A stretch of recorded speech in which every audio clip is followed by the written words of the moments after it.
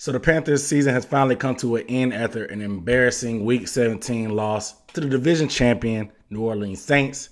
And today we're going to recap and talk about everything that happened in this game because it was a sour way to end the season. Let's just say that. So we'll go ahead and get into more of those details. But before we do that, my name is Aaron Duncan here with the Necessary Bluntness Sports Talk. This is a channel where I do recap and analysis of the Panthers, including live streams, film breakdowns, and analysis videos just like this. So if you're not subscribed, go ahead and do that and make sure you hit the bell icon.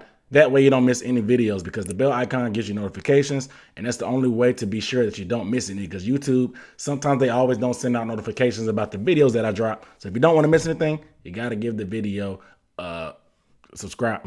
You got to subscribe to the video, and give the video a thumbs up too while you're at it because it really helps me out. So let's go ahead and get into it, man. Let's talk about offense because all eyes on Teddy. All eyes were on Teddy. You guys already know all eyes are going to be on Teddy Bridgewater. It's the last game going against his former team. You know, it was going to be a tough uphill battle. You didn't have your starting two running backs with Christian McCaffrey and Mike Davis being out. So rookie Rodney Smith got the start. And he had some spots earlier this year, but we knew that he wasn't going to be totally effective. So we came in using Curtis Samuel at running back a little bit. They even gave Tommy Stevens, the quarterback, a third-string quarterback that was pulled up and active, put him in a kind of a Taysom Hill role. They kept saying that. They kept wanting him to be Taysom Hill. Clearly, he's not as athletic as Taysom Hill. He looked more like Tim Tebow out there, more so than Taysom Hill. But we had to mix some things up just to get the running game going to help get some balance. But Teddy Bridgewater did not take care of the football. Too early on, 2 3-and-outs. 2 3-and-outs. The Saints put the ball down the field pretty easy. After those 2 3-and-outs, we finally got some things going. Teddy throws a red zone interception. Follows it up with another red zone interception into the end zone. And then, just to cap it off, he throws a third interception, and he hurts his knee during that play. He ends up getting pulled out. Now, it was very convenient that he hurt his knee. Not to say I hope Teddy's healthy. I'm just saying that. But it really gave the coaches a reason to pull him out. Teddy said he wanted to play. Teddy said if it was up to him, he would have played. But the coaches saw that he couldn't really drive the ball after he hurt his knee, so they felt like he should have came out. I honestly thought he should have came out after the second interception. This is week 17. What do we have to lose, guys? Get P.J. Walker in there to see what you got. Get him in there to see what you got. And they did put him in eventually. P.J. Walker threw some interceptions of his own. Was it because we didn't know what to expect from him? You know, last time when he played the Detroit Lions, we knew he was going to be the starter. He had a whole week to game plan, whole week to prep. Not to mention the Detroit Lions defense is garbage. This week, he wasn't expecting to play. Got in. The Saints have a very good defense. They pressured him. They brought some pressure. He did make some throws. Had a long throw to Robbie. Had a couple tight, deep, middle, intermediate throws to Curtis and DJ. You know, but the pressure was too much for him. He didn't look too sharp. He looked like a guy that was really just pulled off the bench. I'm sure he was happy for the opportunity, but I'm sure fans would have liked to see P.J. Walker maybe start from Jump Street or get in a little bit earlier instead of just middle way through the third quarter. You know, because this game really got out of hand and it really got ugly. But at halftime, it was only 16-7. It wasn't that bad, you know. The defense. I'll talk about the defense in a second. But offensively, it's just frustrating, man. It's frustrating. You know, you're happy to see guys like Curtis Samuel go over 1,000 yards, giving our offense 4 guys with over 1,000 total yards from scrimmage. That type of production is very rare. Only 4 other teams in NFL history have done that. Only one of those teams didn't make the playoffs. And that team went 10-6 and they didn't make the playoffs. That was the Washington Redskins. So the fact that we're making history by having these type of guys with this type of production, but at the same time making history because we were only one of 2 teams to not make the playoffs, not to mention we only won 5 games, it sucks. And it always goes back to the quarterback and the red zone production. And I put that on Joe Brady too. You know, we turned the ball over on downs one time when we were in their territory. 4th and 1. We just run a basic zone read to Rodney Smith, a rookie running back who's undersized. We don't get creative. We don't do any rub routes. We don't get the ball to Curtis on the end around or something like that to get cute. No, we just straight up running into the dirt to Rodney Smith. Now, the people he's crowning Joe Brady saying he needs to be a coach and stuff like that, they sound crazy. They clearly don't watch the Panthers. Yes, the yardage production is there, but if you're not putting up points, why does it matter? Because if you're not putting up points, you're not producing wins. Hence Teddy Bridgewater's 15 touchdown passes, 5 rushing touchdowns. Got to give him credit for that. That's out of character of him. But 15 touchdown passes isn't going to cut it. It's not going to cut it. And it's just, it's unfortunate, man. Because this offense has so many weapons. Any competent quarterback, even with the lack of depth and talent on the offensive line, any competent quarterback could have at least gotten us 2 to 3 more wins out of this team. At least. At least.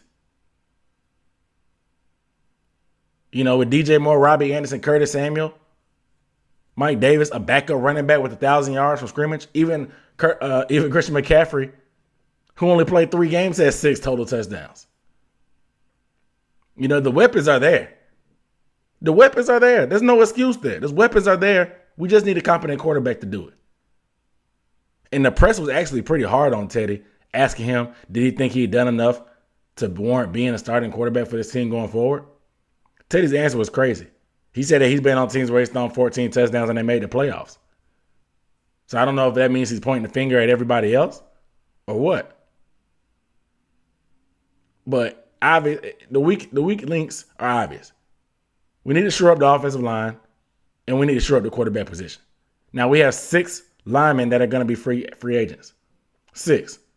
So that means there's a bunch of spots wide open that we're going to have to think about. Russell Okun's going to be gone. Schofield's going to be gone. I don't know about Johnny Miller. Hopefully we bring Taylor Moton back. Tyler Larson's going to be gone, a backup. So we will see what happens going forward with his offensive line. But today, it's frustrating, man. It's frustrating to get embarrassed by the Saints. I hate the Saints. I hate them. And all this talk about wanting to win last week against the Washington football team to try to build a culture and get good at winning December games. How did that momentum carry over today? We looked flat, uninspired, didn't look ready to play, mental mistakes, didn't look prepared. This is bad coaching. Bad execution by the players. Lack of game plan against a division rival. Somebody you played before. Somebody who didn't have a starting running back besides Ty Montgomery, who still continued to gas you in the run. Yeah, you were out your best defensive player, Brian Burns. But come on, man. Come on. Come on. We can talk about the defense because they struggled. After all the momentum they had built up over the past 5 weeks, one of the better defenses when it comes to points allowed over the past 5 weeks, they struggled. Give up a 30 today. The Saints moved the ball pretty much with ease. Moved the ball pretty much with ease. I mean, today was a prime example of the summary of our season.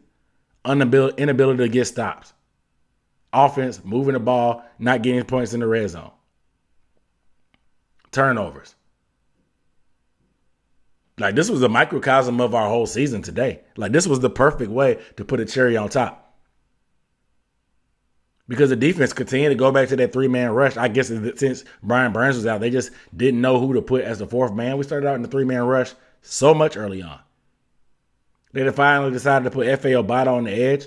Even though that's not his game, he had a sack, strip sack, valiant effort by him. F.A. Obata deserves to be back on this team. Like, what a story. From a guy who was almost cut, or who was cut, to being a guy that's second on the team in sacks. Got to give credit to F.A. Obata. But guys like Rasul Douglas, who will be a free agent this year, got cooked today by Marcus Callaway, young wide receiver. It wasn't no Michael Thomas over there. It wasn't no Traquan Smith over there. It was Emmanuel Sanders and Marcus Callaway. And Rasul Douglas was getting cooked all day by Callaway. Cooked. Now, Rasul started off, I don't know what really happened to him down the stretch. I don't know if his confidence just got shot or what. But he was getting cooked down the stretch. You know, you do see some bright spots, obviously, with Jeremy Chin, F.A. Obata, Derek Brown, Jermaine Carter. Show some bright spots. Showing that maybe he deserves a chance to be the starting linebacker. Because a lot of people want to draft Micah Parsons in the first round. Because it looks like we're going to end up with the 7th or the 8th pick in the draft. So quarterback may be out of the question unless we go for a Trey Lance. A lot of people want Micah Parsons, but I think we should give Jermaine Carter a chance. He'd be cheaper. We can end up going for the quarterback if we have to. I don't know. But I know Brian Burns is a big factor, but for us to lay an egg like this with our best player out, good Lord. It shows that our defense still has a long way to go. Longer way to go than we thought. They showed some bright spots. They had gotten better over the past few games. But against a division rival, they get embarrassed. Division rival without a running back, they get embarrassed. Lay an egg. Granted, the turnovers doesn't help. Even though most of them were in the end zone, the turnovers doesn't help because it puts a lot of pressure on you when your offense is not getting points. When the first points your offense gets within the first quarter, it puts a lot of pressure on you. I get it. But it seemed like we went back to our old ways. Bad tackling, arm tackling, lack of pressure. We couldn't defend the seams for anything. Like Drew Brees literally, I don't understand what the game plan was because Drew Brees destroyed us in the seams. Jared Cook, Carr, Manuel Sanders down the seam. Jared Cook again down the seam. They destroyed us in the seams. We continue to run cover 3. Drew Brees loves going down the seams because he has big targets they can actually see. He loves throwing to those big targets down the seam that he can see, and we continue to get destroyed by them, in particular in the red zone. But you hate to see it, man. It was a frustrating loss because, like I said, we lose, but we only move up 1 or 2 draft spots. In last week, beating the football team. They tried to sell us on it being a good culture win and it helping us build a winning mentality. All for us to squander all that BS away in 7 days. That's why I get frustrated with this coaching staff because the message is mixed. They kind of just give lip service, and y'all just keep eating it up. I'm not buying it. Y'all keep eating it up. I need to see more because the message is mixed messages. You talk about all that stuff, but you talk about all that stuff about winning culture, getting people's mind right. But then you come out the next week and lay an egg. It doesn't make sense. How much did winning last week actually help if you come out and lay an egg against a familiar foe at that? I don't know, man. Y'all let me know down below in the comments how you feel about what happened this week. How you feel about Teddy? How you feel about us getting blown out? How you feel about the game plan and our defense taking so many steps back? Let me know down below in the comments, man. But without further ado, I'm Aaron Duncan signing off with the Necessary Bluntness Sports Talk. I'll see you next time. Peace.